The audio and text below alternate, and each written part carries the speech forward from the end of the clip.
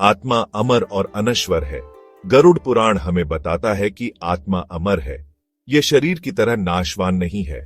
आत्मा को ना जलाया जा सकता है और ना ही इसे मारा जा सकता है। यह शरीर के अंदर रहती है और शरीर के नष्ट होने पर भी नष्ट नहीं होती। आत्मा एक सूक्ष्म चेतना है जो शरीर का त्याग कर नए शरीर में प्रवेश करती है। यह यात्रा मृत्यु के बाद शुरू होती है और तब तक चलती रहती है जब तक आत्मा मोक्ष को प्राप्त नहीं कर लेती।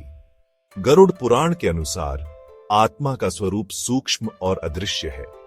यह परमात्मा का अंश है और उसी की तरह शाश्वत है। मृत्यु जीवन का अंत नहीं है, बल्कि यह एक मुकाम है। यह शरीर और आत्मा का मिलन बिंदु है, जहां से आत्मा एक शरीर से निकलकर दूसरे शरीर में प्रवेश करती है। जैसे हम पुराने वस्त्र त्याग कर नए वस्त्र धारण करते हैं, वैसे ही आत्मा पुराने शरीर को त्याग कर नया शरीर धारण करती है। यह शरीर आत्मा के कर्मों के आधार पर मिलता है। शुभ कर्मों से अच्छे शरीर की प्राप्ति होती है और बुरे कर्मों से दुखों से भरा जीवन। मृत्यु के बाद आत्मा यमदूतों के साथ यमलोक की यात्रा करती है। यमराज धर्मराज हैं, न्याय के देवता। मृत्यु के पश्चात आत्मा को यमराज के दरबार में प्रस्तुत किया जाता है। यहाँ यमराज आत्मा के कर्मों का लेखा जोखा करते हैं। अच्छे कर्मों का फल स्वर्ग और बुरे कर्मों का फल नरक है। यमराज के पास एक दिव्य पुस्तक है जिसमें हर जीव के कर्म दर्ज रहते हैं। इस पुस्तक के आधार पर ही आत्मा को दंड या सुख की प्राप्ति होती है। यह न्याय निष्पक्ष और कठोर होता है। कोई भी अपने कर्मों से बच नहीं सकता। यमदूत यमराज के सेवक हैं जो आत्मा को यमलोक तक ले जाते हैं। यह यात्रा कठिन और भयावह होती है। रास्ते में आत्मा को उसके द्वारा किए गए पापों के दर्शन होते हैं। यमदूत आत्मा को उसके कर्मों का भान कराते हैं। यह अनुभव आत्मा के लिए अत्यंत पीड़ादायक होता है। उसे अपने गलत कार्यों का पश्चाताप होता है। यमदूतों का कार्य कठोर है, परंतु न्याय व्यवस्था का एक महत्वपूर्ण हिस्सा है। स्वर्ग वह स्थान है जहां पुण्यात्माओं को उनके अच्छे कर्मों का फल मिलता है। यहां दिव्य सुखों की प्राप्ति होती है। स्वर्ग में सुंदर उद्यान, नदियां और अनेक प्रकार के भोग हैं। यहां दुख, पीड़ा और बुढ़ापा नहीं होता। स्वर्ग में समय का प्रभाव भी नहीं होता। आत्मा यहां असीम आनंद का अनुभव करती है। हालांकि गरुड़ पुराण में बताया गया है कि स्वर्ग का सुख भी स्थायी नहीं है।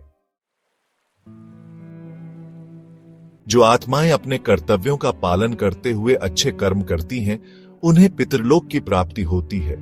यहां वे अपने पूर्वजों से मिलते हैं और शांति का अनुभव करते हैं। पितृलोक में रहकर आत्माएं अपने वंशजों का भला करती हैं। यह लोक स्वर्ग से नीचे है, परंतु नरक से ऊपर है। यहां सुख और शांति तो है, परंतु मोक्ष जैसा आनंद नहीं। पितृलोक में रहकर आत्माएं अपने अगले जन्म की तैयारी करती हैं। नरक पापियों को उनके बुरे कर्मों की सजा देने का स्थान है। गरुड़ पुराण में कई प्रकार के नरकों का वर्णन मिलता है। प्रत्येक नरक में अलग अलग प्रकार की यातनाएं दी जाती हैं। यहां आत्मा को अत्यंत पीड़ा और कष्ट सहना पड़ता है। चोरी, हत्या, झूठ, व्यभिचार जैसे पापों का फल नरक में भोगना पड़ता है। नरक की यातनाएं अत्यंत भयावह होती हैं। नरक से वापस आना कठिन होता है और आत्मा को बार बार जन्म लेना पड़ सकता है। गरुड़ पुराण के अनुसार आत्मा को तब तक जन्म मरण के चक्र में भटकना पड़ता है जब तक वह मोक्ष प्राप्त नहीं कर लेती।